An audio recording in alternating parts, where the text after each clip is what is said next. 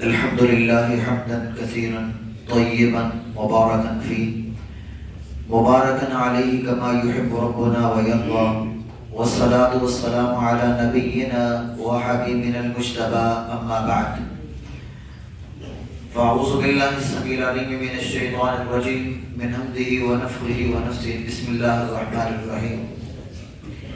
وما أمروا إلا ليعبدوا الله مخلصين له الدين حنفاء ويقيموا الصلاة ويؤتوا الزكاة وذلك دين القيمة. قابل احترام بزرگوں، نوجوان بھائیوں اور ننھے بچوں، مسجد توحید میں اس تربیتی سلسلے کی یہ پہلی نشست ہے، اور پہلی نشست میں اس بنیادی عنوان کا انتخاب ہے جو سارے عنوانات کی بنیاد ہے۔ عقیدہ توحید وہ عظیم عقیدہ ہے کہ جو سارے نبیوں کی دعوت کا خلاصہ ہے۔ اگر یہ عقیدہ کسی کو اللہ نے عطا کیا ہے تو اس کی نعمت پہ انسان اللہ کا بہت شکر ادا کرے۔ ساری زندگی اگر ہم سجدے میں سر رکھ کے اس بات کا ہی شکریہ ادا کرتے رہیں کہ مالک الملک نے ہمیں در در کی ٹھوکریں کھانے والا، جگہ جگہ اپنا سر جھکانے والا نہیں بنایا بلکہ ایک اللہ کے سامنے جھکنے والا بنایا ہے، تو ساری زندگی کے سجدے بھی ہمارے اس شکر کو نہیں پہنچتے جو اللہ نے یہ ہمیں نعمت عطا فرمائی ہے۔ اگر یہ نعمت نہ ہو، آپ لمبی لمبی نمازیں پڑھ لیں اور مسلسل روزے رکھ لیں، صدقات و خیرات کے انبار لگا دیں، حج ہر سال کرتے رہیں، جو بھی خیر کا عمل کر لیں، اگر زندگی میں عقیدہ توحید نہیں ہے تو کچھ بھی نہیں ہے۔ اللہ کے وہاں کوئی عمل قابل قبول نہیں ہے۔ اللہ ذوالجلال والاکرام نے فرمایا وما امروا الا ليعبدوا الله مخلصين له الدين حنفاء۔ ان کو اسی بات کا حکم دیا گیا ہے کہ وہ خالص ہو کر اللہ کی عبادت کریں اور یک طرفہ ہو جائیں حنفاء۔ حنیف کسے کہتے ہیں؟ جو ہر ایک سے کٹ کے اللہ کا ہو جائے اسے حنیف کہا جاتا ہے۔ اللہ تعالیٰ نے سیدنا ابراہیم علیہ السلام کا وصف بیان کیا کہ ان ابراہیم حنیفہ، ابراہیم علیہ السلام حنیف تھے۔ تو اللہ کے نبیوں کا یہ وصف ہے حنیف ہونا، اور یہ حنیف عقیدہ توحید پر قائم ہونے سے انسان بنتا ہے۔ اور اللہ فرماتے ہیں ذالک الدین القیم، یہ اللہ کا ذالک الدین القیم، اللہ کا یہ پختہ دین ہے۔ تو اللہ کا یہ پختہ دین تبھی انسان کے اندر ہوگا جب وہ عقیدہ توحید پر قائم ہوگا۔ اللہ فرماتے ہیں وما ارسلنا من قبلک من رسول الا نوحی الیہ انہ لا الہ الا انا فاعبدون۔ ہم نے آپ سے پہلے جتنے بھی رسولوں کو بھیجا ہے یہی پیغام حق دے کر بھیجا ہے کہ اللہ کے سوا کوئی معبود برحق نہیں ہے۔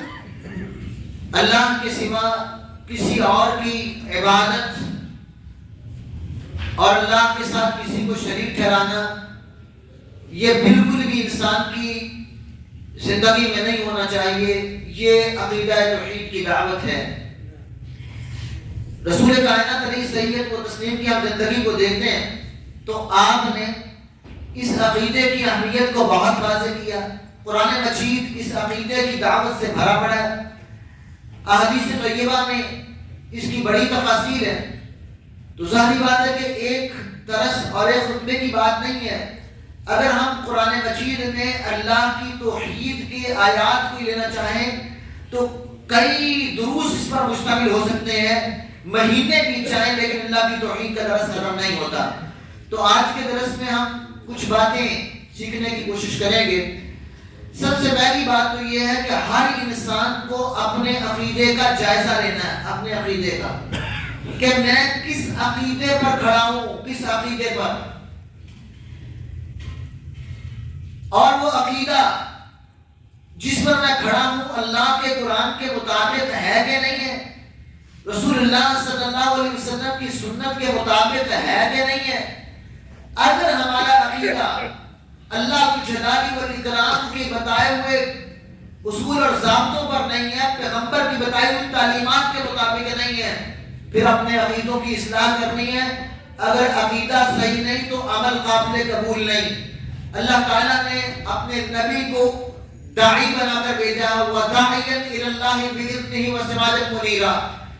23 سال مکے میں پیغمبر نے دعوت دی ہے، تو کیا خیال ہے کہ مکے والے کیا رب کو نہیں مانتے تھے؟ وہ مانتے تھے۔ جب کشتیوں میں پھنس جاتے تو کہتے تھے یہاں پر ایک اللہ ہی کام آئے گا۔ قرآن نے اس چیز کا تذکرہ کیا ہے، فَإِذَا رَكِبُوا فِي الْفُلْكِ دَعَوُا اللَّهَ مُخْلِصِينَ لَهُ الدِّينَ۔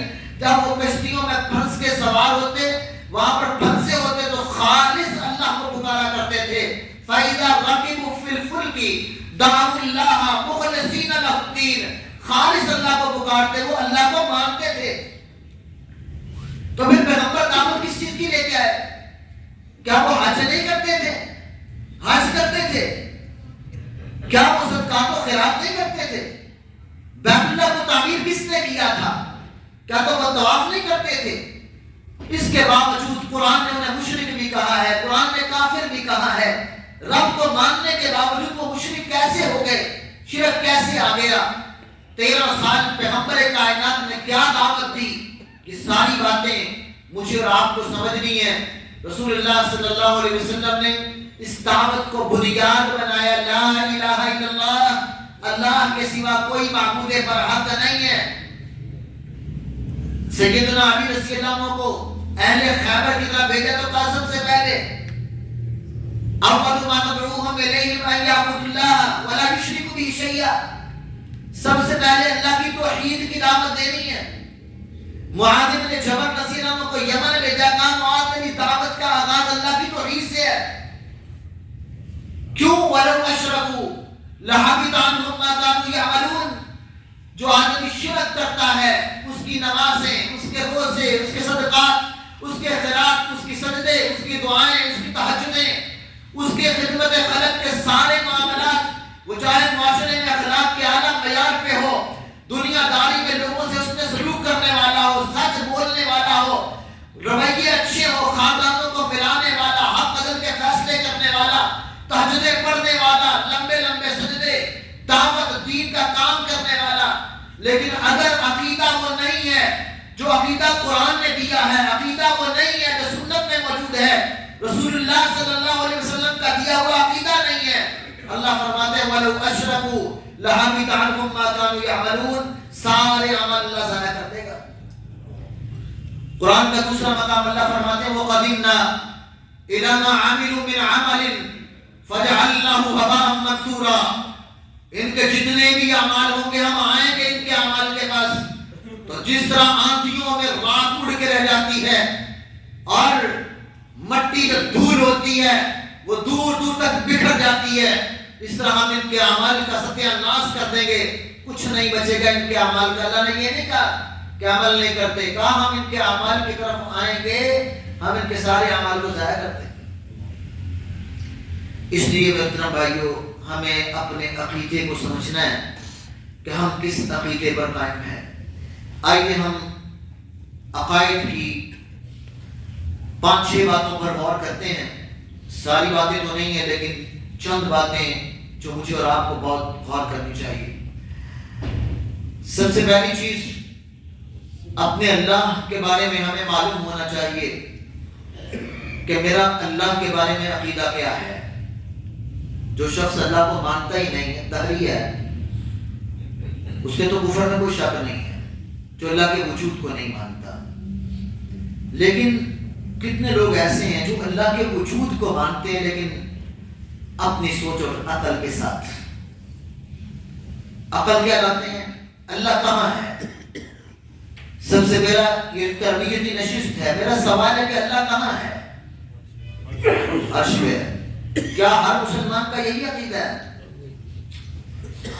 محترم بھائیوں، بہت بہت سمجھ کی ضرورت ہے، اس لیے کہ آج ہم جس نشست میں بیٹھے ہیں یہ صرف ہمارے لیے نہیں ہے، بلکہ اس لیے ہے کہ ہم نے سبق سیکھ کے داعی دین بن کر پیغمبر کے مشن کو جہاں جہاں تک ہم پہنچ سکتے ہیں اپنے گھروں میں، اپنے محلوں میں، اپنے ساتھیوں میں اس دعوت دین کو لے کر کھڑے ہونا ہے، یہ ہماری ذمہ داری ہے۔ آج امت کا بہت بڑا طبقہ جس کا عقیدہ یہ ہے، جو میڈیا کی اسکرین پہ بیٹھ کر بات کرتے ہیں کہ جی کیسے ہم مان لیں اللہ عرش پہ ہے، عقل نہیں مانتی، جی عرش پر کرسی ہے، کرسی پہ اللہ ہے، عرش چھوٹا ہے، اللہ بڑا ہے، تو اللہ اتنا بڑا ہے، اللہ کے وجود کو محدود کر دیں گے ساری عقل کے زاویے۔ کائنات کے رب کے لیے نہ مثالیں ہوتی ہیں نہ زاویے ہوتے ہیں۔ اللہ نے فرمایا فَلَا تَضْرِبُوا لِلَّهِ الْأَمْثَالَ، اللہ کے لیے مثالیں نہیں ہیں۔ جب کائنات کے رب نے واضح لفظوں میں یہ کہہ دیا الرحمن علی العرش استویٰ، رحمان عرش پہ بلند ہے، قرآن مجید کی کئی آیات میں یہ عقیدہ موجود ہے۔ میرے پیغمبر نے ایمان کی بنیاد اس کو بتایا۔ ایک آدمی نے کہا اللہ کے نبی میں نے اپنی رونڈی آزاد کر دی، کہا لے گیا میرے پاس۔ آپ نے دو سوال کیے۔ آپ نے پہلا سوال این اللہ، اللہ کہاں ہے؟ قالت فی السماء، اس نے کہا اللہ آسمان میں ہے۔ آپ نے کہا میں کون ہوں؟ اس نے کہا آپ اللہ کے رسول ہیں۔ آپ نے فرمایا آپ نے کہا فإنہا مؤمنہ، جس کا عقیدہ یہ ہے کہ اللہ آسمان میں بلندوں والا ہے، اس عورت کو اللہ کے نبی نے سرٹیفکیٹ دیا یہ مومنہ ہے، اور پورے صحابہ میں سے کسی کا بھی عقیدہ اس کے خلاف نہیں تھا۔ آج کتنے مسلمان ہیں جن کا عقیدہ ہے اس میں بھی اللہ ہے، اس میں بھی اللہ ہے، اوپر اللہ، نیچے اللہ، آگے اللہ، پیچھے اللہ، بائیں اللہ، نظمیں بنی ہوئی ہیں۔ علم کے لحاظ سے اللہ ہر جگہ ہے، نظر و بصر کے اعتبار سے اللہ سے کوئی چیز پوشیدہ نہیں ہے، لیکن الرحمن والعرش استویٰ، اللہ کے عرش پر مستوی ہونے کا انکار کر کے ہر چیز میں اللہ کو ماننا، یہ وہ بدترین عقیدہ ہے جو عیسائیوں سے بڑھ کر برا عقیدہ ہے۔ عیسائی کہتے ہیں تین مل کر خدا بنتا ہے، عیسائی کیا کہتے ہیں؟ تین مل کر، تثلیث کا عقیدہ کہتے ہیں اس کو۔ اور جو شخص کہے کہ پوری کائنات مل کر خدا بنتا ہے، اس کا عقیدہ کیا ہوگا؟ تو لہذا وحدت الوجود اور وحدت الشہود صوفیاء کا عقیدہ ہے۔ ہر صوفی اس عقیدے کا قائل ہے۔ تو جو شخص ان عقائد کا حامل بن جاتا ہے کہ ہر چیز میں اللہ کی ذات کو لے آتا ہے، تو اب کیا ہوگا؟ قل ھو اللہ احد ختم ہو کے رہ جائے گا۔ اب آپ سوچئے، کہتے ہیں اس میں اللہ ہے، ایک یہ ہے، ایک اس میں اللہ ہے، کتنی ہستیاں ہو گئی دو، اور اللہ جلالہ والاکرام کسی کے وجود کے اندر آ جائے، ایسا ممکن ہی نہیں۔ قل ھو اللہ احد، اللہ ایک ہے، نہ وہ کسی کا جز ہے نہ کوئی اس کا جز ہے۔ جو آدمی اللہ جلالہ والاکرام کو جزوں میں تقسیم کر کے کسی کے وجود میں داخل مان لے، اس آدمی نے اللہ کے ساتھ شرک کیا ہے۔ لہذا ہمیں یہ عقیدہ رکھنا چاہیے کہ اللہ کے ساتھ نہ فنا فی اللہ کسی کے اندر ہوتا ہے، نہ کوئی اللہ میں فنا ہوتا ہے، نہ اللہ کسی کا جز بنتا ہے، نہ کوئی اللہ کا جز ہے، نہ کوئی پیغمبر نور من نور اللہ، اللہ کے نور کا جز ہے۔ اللہ وحدہ لا شریک ہے۔ اللہ کے بارے میں یہ عقیدہ جب تک نہیں ہوگا توحید کامل نہیں ہوگا۔ اس لیے ہمیں یہ عقیدہ اچھی طرح سمجھانا چاہیے لوگوں کو۔ آج ہمارے ملک کے اکثر لوگوں کا عقیدہ یہ ہے جو اللہ کے عرش پہ مستوی ہونے کی بجائے اللہ کو وجود کے اندر مانتے ہیں۔ اللہ تعالیٰ ہمیں اصلاح کی توفیق عطا فرمائے۔ اس پر بہت سی قرآنی آیات احادیث موجود ہیں۔ اللہ قرآن میں فرماتے ہیں اَأَمِنْتُمْ مَنْ فِي السَّمَاءِ أَنْ يَخْسِفَ بِكُمُ الْأَرْضَ فَهِيَ تَمُرُّ۔ سورہ ملک پڑھتے ہیں نا آپ، تو سورہ ملک کے اندر اللہ نے فرمایا کیا تم اس ذات سے بے خوف ہو گئے ہو جو کہاں ہے؟ اَأَمِنْتُمْ مَنْ فِي السَّمَاءِ، سادہ ترجمے والا قرآن اٹھا لیں، کسی کو پڑھائیں، ذرا بتاؤ کیا تم اس سے بے خوف ہو گئے جو آسمانوں میں ہے؟ اللہ کے فرشتے کہاں سے آتے ہیں؟ آسمان سے۔ کس کا حکم لے کے آتے ہیں؟ تنزل الملائکۃ والروح بإذن ربهم من كل امر سلام۔ سورہ القدر نہیں آپ پڑھتے؟ اِنَّا أَنزَلْنَاهُ فِي لَيْلَةِ الْقَدْر پڑھ کے دیکھ لیں، اللہ کے فرشتے رب کا حکم وہاں سے لے کے آتے ہیں۔ یار سادہ سی بات ہے، ہم میں سے کوئی بھی شخص معراج مصطفیٰ کا منکر نہیں ہے، بس ایک نقطہ ذہن نشین کر لیں، ہر مسلمان کا عقیدہ ہے کہ مصطفیٰ کو معراج ہوئی ہے، اور یہ معراج میرے نبی کا وہ اعزاز ہے۔ کائنات کے رب نے اس زمین پہ کسی نبی ولی شہید کو دنیا کی زندگی میں یہ اجازت نہیں دیا کہ حالت بیداری میں رب ذوالجلال نے اپنی ملاقات کا شرف عطا کیا ہو۔ اگر یہ معراج مصطفیٰ پوری کائنات میں بیداری کی حالت میں کسی کو عطا ہوا ہے تو وہ میرے اور آپ کے مولا اور میرے اور آپ کے پیغمبر مصطفیٰ محمد رسول اللہ صلی اللہ علیہ وسلم ہے۔ رسول کائنات کو معراج کہاں بلایا اللہ؟ اگر اللہ ہر جگہ پہ موجود ہے تو مجھے بتائیے پھر معراج مصطفیٰ کا تصور کہاں جائے گا؟ اس لیے یہ عقیدہ ذہن نشین کیجئے کہ جس شخص کا یہ عقیدہ ہے کہ ہر چیز میں اللہ ہے تو وہ سمجھ لے کہ اس نے کائنات کے رب کو اربوں کھربوں انگنت وجودوں میں تقسیم کر دیا۔ ذات عقیدے کے اس پہلے سبق کے بعد میں اپنی بات کو آگے بڑھاتا ہوں کہ آج بہت سارے لوگوں نے اللہ ذوالجلال والاکرام کی صفات کو جانتے ہوئے یا انجانے میں بس صحیح معنوں میں تسلیم نہ کر کے اللہ ذوالجلال والاکرام کی توحید میں خلل ڈالا ہے۔ وہ یہ ہے کہ رزق اللہ کے ہاتھ میں ہے، لیکن کبھی انسان صرف اسباب کو ہی رزق کا ذریعہ سمجھ لیتا ہے۔ ہمیں اپنے ہر رزق حلال کی تلاش میں یہ بات پختہ کرنی چاہیے کہ ہمارا رزق زمین میں نہیں ہے۔ جو شخص یہ سمجھتا ہے کہ میں کاروبار کروں گا تو میرے کاروبار میں میرا رزق ہے، یہ رزق کا ذریعہ اللہ نے بنایا ہے، یہ اللہ نے رزق کا ذریعہ بنایا ہے، اسباب بنائے ہیں، رزق ان چیزوں میں نہیں ہے۔ جو شخص یہ سمجھتا ہے کہ میری نوکری میں میرا رزق ہے، میرے کاروبار میں میرا رزق ہے، میری محنت مزدوری میں میرا رزق ہے، وہ آدمی اپنے عقیدے کی اصلاح کر لے۔ کائنات کے رب نے قرآن مجید میں واضح فرمایا وَفِي السَّمَاءِ رِزْقُكُمْ وَمَا تُوعَدُونَ، تمہارا رزق زمین پہ نہیں، وَفِي السَّمَاءِ رِزْقُكُمْ، آسمانوں میں تمہارا رزق ہے۔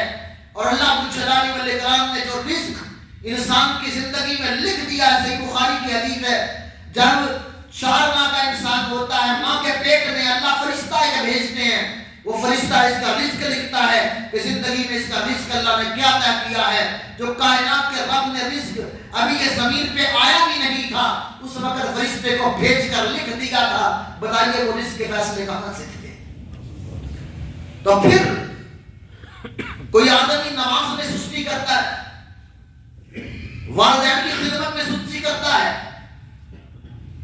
حلال و حرام کی تمیز سے ناشنا ہو جاتا ہے، شریعت کی حدود کو پامال کر دیتا ہے، اس لیے کہ اگر میں نہ یہ کروں گا تو میرا رزق کہاں سے آئے گا؟ پتہ ہے یہ نوکری میری حرام ذرائع سے ہے لیکن کیوں نہیں چھوڑتا کہ چھوڑوں گا تو میرے بچے کہاں کھائیں گے؟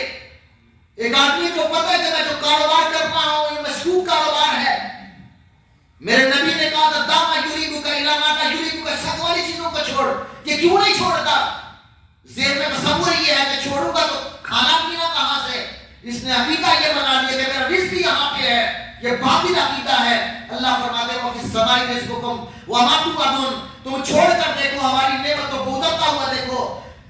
میں دنیا میں بڑے تجربات کیے، مسجد ابراہیم میں جمعہ پڑھاتے ہوئے کئی نوجوان بینکوں کی ملازمتیں کرنے والے بڑی سہولتوں کے ساتھ خطبات دیے، دروس دیے، 5 سے 6 نوجوانوں نے بینکوں میں اپنی مینیجری چھوڑ کر، عہدے چھوڑ کر، سہولتیں چھوڑ کے کچھ مشقتیں برداشت کی، واللہ آج سب کو اللہ تعالیٰ نے بہت دیا ہے. چند دن پہلے ایک شادی پہ ایک آدمی سے ملاقات میں کہنے لگا قاری صاحب ہم نے جب سے وہ نوکری چھوڑی اللہ نے اتنا دیا اتنا ہم تصور بھی نہیں کر سکتے تھے. اللہ نے مجھے گھر بیٹھے رزق کی فراوانی اللہ نے عطا فرما دی. آپ جانتے نہیں کہ کافروں کی قید میں صحیح بخاری میں تذکرہ خبیب رضی اللہ عنہ جب پورے مکے میں انگور نہیں تھے تو خبیب کے ہاتھ میں گچھے کافروں نے دیکھے. اللہ نے رزق ان کے قید خانے میں پہنچا دیا بند قید میں جو اللہ ذوالجلال والاکرام رزق دے سکتا ہے. سیدہ مریم کو بند کمرے میں محراب میں زکریا علیہ السلام نے خود دیکھا رزق اللہ نے دیا کھا رہی ہیں. انا لکی ھذا قالت ہوا من عند اللہ یہ اللہ نے دیا ہے. تو پھر ہمارا عقیدہ کیوں اتنا کمزور ہے کہ ہم حرام و حلال کی تمیز کیے بغیر ہم رزق کو یہ سمجھتے ہیں کہ دنیا کے اسباب ہمارے رازق ہیں. ان اللہ هو الرزاق ذو القوۃ المتین. عقیدہ یہ بنا لیں کہ رزق دنیا کے کاروباروں میں نہیں ہے. یہ اسباب رب نے بنایا. ہمارا کام محنت کرنا ہے کوشش کرنا ہے تلاش کرنا ہے. لیکن عقیدہ یہ ہے کہ رزق دینے والا اللہ کا الحاکمین ہے. ان اللہ هو الرزاق ذو القوۃ المتین. عربی جاننے والا اگر اس کی بصیرت ہے ہم قرآن کو صحیح بات ہے کہ ہم اجمی لوگ ہیں. ہم اجمیوں کو قرآن کی ان گہرائیوں کا علم نہیں ہے. اگر آپ قرآن کی لفظوں پہ غور کر لیں تو ایمان تازہ ہو جاتا ہے. یہاں پہ اللہ نے کہا ابنا بے شک اور یہ جملہ اسمیہ ہے. قاری صاحب موجود ہیں اس میں بہت قوت ہوتی ہے. پھر اتنا یہ قسم کے درجے پر ہے. اللہ الرزاق کا معنی اللہ رازق ہے لیکن ان اللہ هو الرزاق جس میں حصر ہے کہ پوری کائنات کے لوگوں بلا شبہ اس کائنات میں صرف ایک ہی رازق ہے جو اللہ وحدہ لا شریک ہے. اگر اس کے ساتھ رزق کی تمنا تم نے یہ سمجھ لیا کوئی اور بھی رزق دے سکتا ہے تو تم نے اللہ کے ساتھ شریک ٹھہرا دیا. ان اللہ هو الرزاق. سرات اللہ ذوالجلال والاکرام کے بارے میں ہمیں اپنا عقیدہ پختہ کرنا چاہیے. زندگی و موت کا مالک بھی وہی ہے اور بیماریوں سے شفا دینے والا بھی وہی ہے. کبھی کبھی ہمارے عقیدے نا بیماریوں پہ صبر نہ کرنے کی وجہ سے بھی بڑے کمزور ہو جاتے ہیں. عاملوں نجومیوں کاہنوں نے ہمارے بیڑا غرق کر رکھے ہیں. جو آدمی اس کائنات میں اللہ کے بارے میں توحید کا عقیدہ رکھتا ہے اس کا عقیدہ یہ ہے کہ متصرف الامور پوری کائنات کے کام سر انجام دینے والا اللہ وحدہ لا شریک ہے. یہ جو کہتے ہیں نا یہ قطب ہے یہ غوث ہے یہ ابدال ہیں اللہ نے ان کی ڈیوٹیاں لگائی ہیں. کسی کو رزق دینے پر لگا دیا ہے کسی کو اولادیں دینے پر لگا دیا ہے کسی کو کوئی ڈیوٹی دے دی ہے. یہ بدترین صوفیہ کے بنائے ہوئے عقیدے ہیں. ایسی کوئی بات نہیں ہے. پوری کائنات کا نظام اللہ فرماتے کہ ہم تھک گئے تھے. اللہ تھکتے نہیں ہیں. اس کائنات کا نظام صرف وہ ایک اللہ چلا رہا ہے. اذا اراد شیئا ان یقول له کن فیکون. جب اللہ کو ارادہ کرتے ہیں اللہ کیا کہتے ہیں کن تو وہ ہو جاتا. تو اللہ کو کسی کو ڈیوٹیاں تقسیم کرنے کی کیا ضرورت. تو اللہ تعالیٰ نے اس جہاں میں شفا کے لیے کاموں کو سر انجام دینے کے لیے اللہ تعالیٰ نے ڈیوٹیاں نہیں تقسیم کی ہوئی اس طرح بندوں کے درمیان. ہاں فرشتوں کی جو ڈیوٹیاں اللہ نے لگائی ہیں وہ سر انجام دے رہے ہیں لیکن یہ نہیں ہے کہ کسی کو شفا دے دے.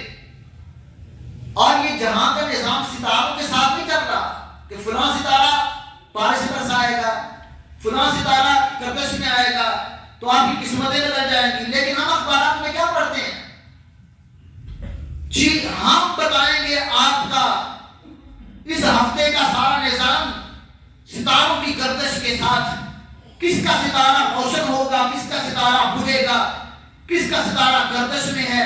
میڈیا میں بیٹھ کر لوگ آج مسلمان کہلانے والے یہ عقیدہ لوگوں کو دینے کے ستاروں سے تمہاری قسمتوں کے فیصلے ہو رہے ہیں.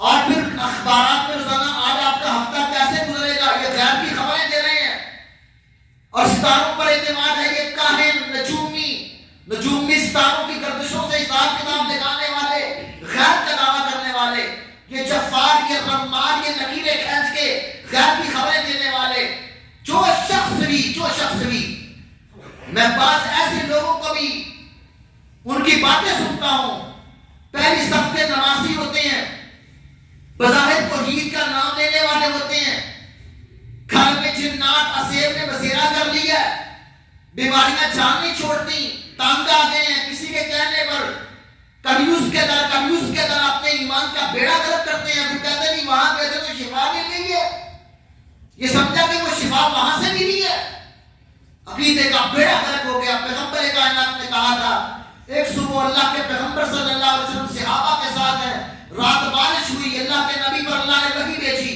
من قال مطرنا بنوء کذا وکذا فقد کفر، جس آدمی نے یہ کہا کہ فلاں ستارے کی وجہ سے بارش ہوئی ہے، اس نے اللہ کا انکار کر دیا ہے، اس آدمی نے کفر کیا، اور جس نے یہ کہا کہ اللہ نے ہمیں بارش برسائی ہے، وہ ایمان لایا ہے۔ کیا معلوم ہوا کہ ستاروں کی گردشوں کے سلسلوں پر جہاں کا تصرف سمجھنے والا وہ کائنات کے رب کا انکار کر رہا ہے۔ رسول اللہ صلی اللہ علیہ وسلم نے فرمایا، من اتی کاہنا، جو کسی نجومی کاہن کے پاس آتا ہے، فصدقہ بما یقول فقد کفر بما انزل علی محمد صلی اللہ علیہ وسلم، اس نے محمد صلی اللہ علیہ وسلم پہ اترنے والی شریعت کا انکار کر دیا۔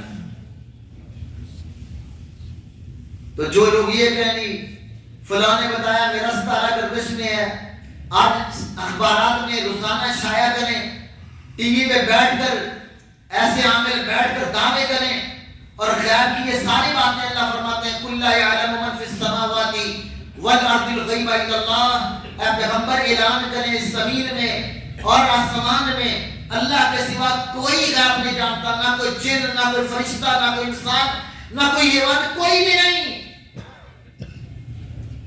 نہ کوئی نبی، نہ کوئی ولی، نہ کوئی صحابی، نہ کوئی تابعی، نہ محدث، نہ فقیہ، کوئی بھی نہیں۔ پیغمبر آپ اعلان کریں سورہ الانعام آیت نمبر 50، قُلْ لَا أَقُولُ لَكُمْ عِندِي خَزَائِنُ اللَّهِ وَلَا أَعْلَمُ الْغَيْبَ، اللہ کے نبی غیب نہیں جانتے، آپ اعلان کریں غیب نہیں جانتا۔ صحیح بخاری صحیح مسلم کی حدیث، جو آدمی یہ دعویٰ کرے کہ محمد صلی اللہ علیہ وسلم غیب جانتے، سیدہ عائشہ فرماتی ہیں فقد اعظم الفریہ، اس نے کائنات میں بڑا جھوٹ بولا ہے، اور صرف یہ جھوٹ ہی نہیں، اس نے اللہ کے علم میں غیر کو شریک کر دیا ہے، جس طرح شرک رب کی ذات میں شریک کرنے سے ہوتا ہے، اللہ کی صفات میں شریک کرنے سے بھی شرک ہوتا ہے۔ یہ سارے کامل نجومی عامل، یہ اخباریں چھاپنے والے، ٹی وی پہ بیٹھ کے ایسے پروگرام کرنے والے، سب شرک کی دعوت دے رہے، شرک کی، اور مسلمان اس پر اعتماد کر کے اپنے عقیدوں کو خراب کر رہے ہیں۔ یہ دعوت کون دے گا ان کو؟ ہم نے دینی ہے، بتانا لوگوں کو، اخبار پڑھیں لکھیو، 10 آدمی پاس کھڑے بتائیں کہ یہ شرک لکھا ہوا، یہ کفر بتا ہوا ہے اس شخص نے۔ حضرات یہ عقیدہ توحید غیرت کا مسئلہ ہے، غیرت کا، اس پر رسول اللہ نے کوئی کمپرومائز نہیں کیا، یہ غیرت کا مسئلہ ہے۔ آپ جانتے نہیں ہو غزوے میں جب ابو سفیان نے وہ ہبل کہا تھا، ہبل بلند ہو گیا، تو اللہ کے نبی پہلے خاموش تھے، کہا اب نہیں، اب اس کا جواب دو، اللہ اعلی و اجل، اللہ سب سے بلند اور جلیل القدر ہے، اللہ کے مقابلے میں جب خیر کی بات آئے گی تو غیرت توحید بیدار ہو کے اللہ کی توحید کو مضبوط کیا جائے گا۔ حضرات بہت سنبھل کے چلنا ہے، بس اوقات جہالت میں انسان سے کچھ کام ہو جاتے ہیں تو فوراً اللہ سے توبہ کرنی چاہیے۔ جو آدمی یہ عقیدہ آ جائے کہ بلی سامنے سے گزر گئی، اس کی وجہ سے میرا کام خراب ہو گیا، یہ منحوس ہے، آج چونکہ منگل کا دن تھا، صبح صبح گاہ ایسا متھے لگا، سارا دن ہی میرا جو ہے نا وہ سارا چلا گیا، یہ بھی منحوس ہے۔ ایسی عورت گھر میں آئی ہے، جب سے آئی ہے بیڑا ہی غرق ہو گیا، عورت منحوس ہے. جب سے میں نے یہ گاڑی لی ہے نا ایسی منحوس ہے کہ میرے سارے کام ہے گاڑی منحوس ہے. یہ کیا ہے؟ نحوست کا عقیدہ رکھنا اور یہ سمجھنا کہ برکت اس کی وجہ سے اٹھتی ہے، اس کی وجہ سے آتی ہے. نہیں، یہ توحید کا مسئلہ ہے. توحید کا برکت اللہ کے ہاتھ میں ہے.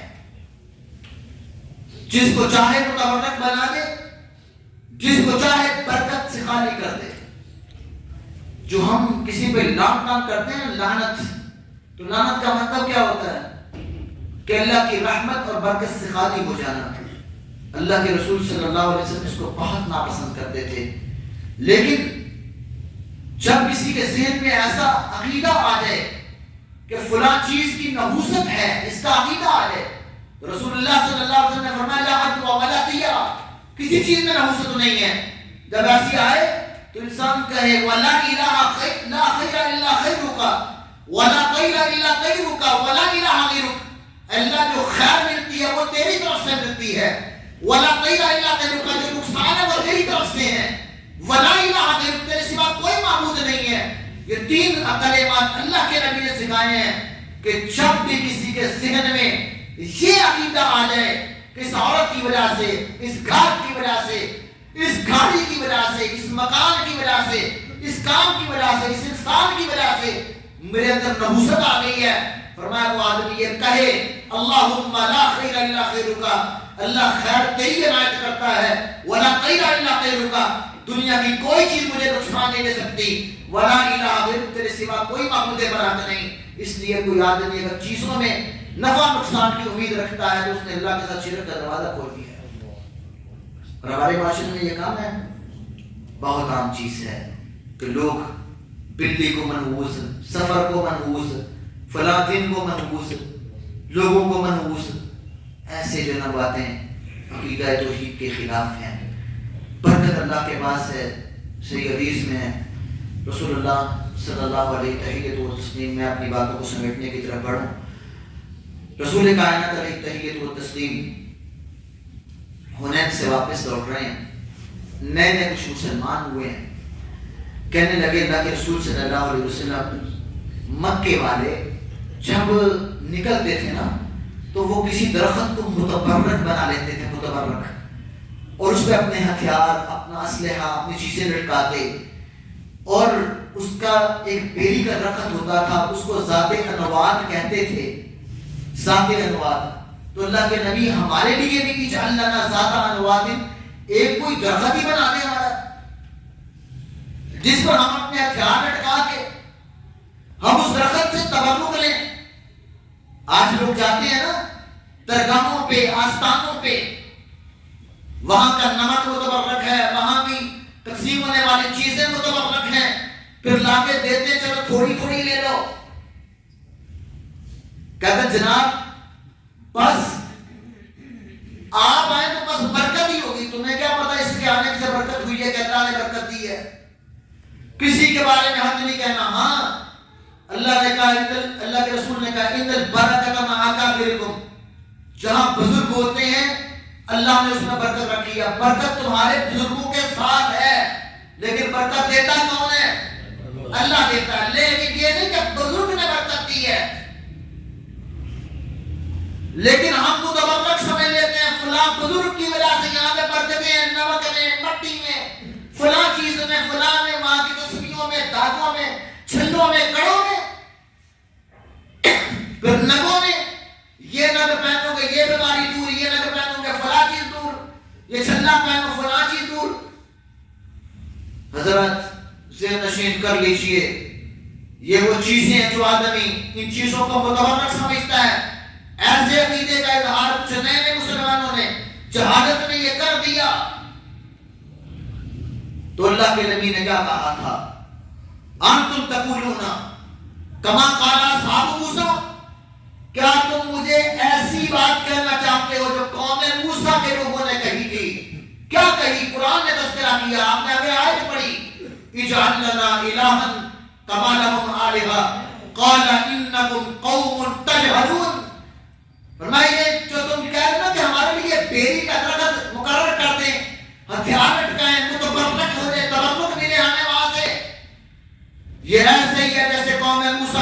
تھا کہ اے نبی موسیٰ ہمارے لیے کئی معبود بنا دے کما لہم آلیہ جیسے ان کے الہ ہیں. قال انکم قوم تجہلون کہ تم جاہل قوم ایسی مطالبات کر رہے ہو. تو اللہ کے نبی نے گویا بتا دیا کہ اللہ کے سوا غیروں سے تبرک کا یہ عقیدہ ایسے ہی ہے جیسے اللہ کے مقابلے میں ایک معبود اور الہ کھڑا کرنے. آج کن کا یہ عقیدہ؟ کیا مسلمان یہ عقیدہ نہیں رکھتے؟ تو مجھے بتائیں جب عقیدہ توحید نہیں ہے تو پھر باقی اعمال کی کہاں سے اللہ کے ہاں قبولیت ہوگی؟ اس لیے عقیدہ توحید بنیادی طور پہ صحیح معنوں میں ہونا بہت ضروری ہے. حضرات اس کی حساسیت کا اندازہ تو لے گا. صحیح بخاری میں موجود ہے, امام نسائی رحمہ اللہ سنن نسائی میں لے کے آئے, دیگر کتب احادیث میں ایک دن پیغمبر کائنات تشریف فرما ہے, یہودی آتے ہیں, یہودی مسلمانوں سے بات کی, کہنے لگے انکم تنددون وانتم تشرکون, تم ہمیں کہتے ہو کہ ہم شرک کرتے ہیں اور اللہ کے ساتھ شریک ٹھہراتے ہیں, تم بھی تو یہی کام کرتے ہو. اعتراض کنہوں نے کیا؟ یہودیوں نے. انکم تنددون وانتم تشرکون, تمہارا عقیدہ بھی صحیح ہے, تم ہمارے عقیدے پہ کام کرتے ہو. تو یہودی آ کر مسلمانوں پر ان کے عقیدے پر کام کر رہے ہیں. کیا کہتے ہو تم؟ ما شاء اللہ و شئت, تم کہتے ہو جو اللہ رسول چاہے, جو اللہ اور رسول چاہے. اور قرآن میں اللہ کیا کہتے ہیں؟ وما تشاءون الا ان یشاء اللہ رب پوری کائنات کی چاہتوں سے کچھ نہیں ہوتا, ہوتا ہے تو رب کے چاہنے سے ہوتا ہے.